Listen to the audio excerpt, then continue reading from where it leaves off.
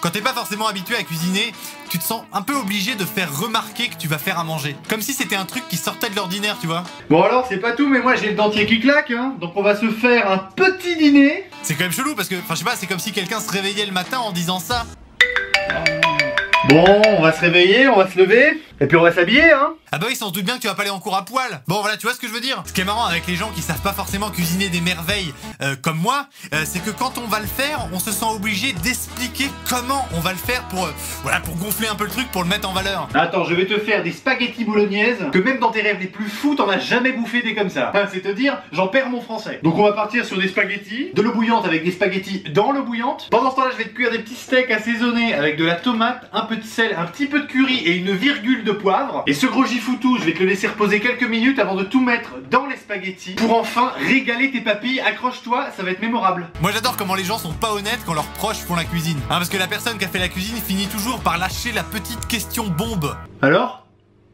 C'est bon? Et là c'est relou parce que tout le monde répond la même chose, de toute façon il y a qu'une solution. Et bah franchement, c'était super bon. C'était incroyable. Tu sais que c'était bien dosé, c'était pas trop salé. Non, c'est étonnant. Je dis qu'il y a qu'une solution parce que jamais personne répond comme ça.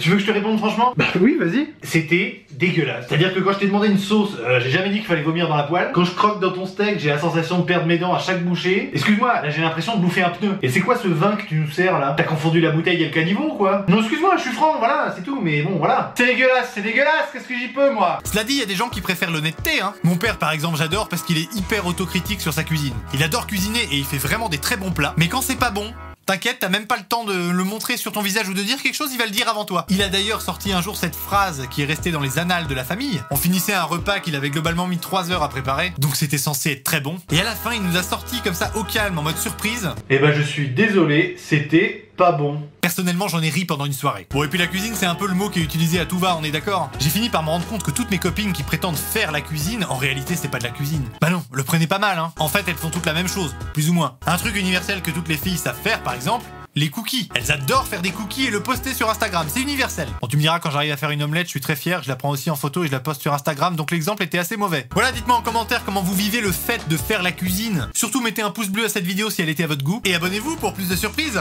Je vous dis à très bientôt dans la prochaine vidéo, et je vous souhaite un bon appétit. Au revoir.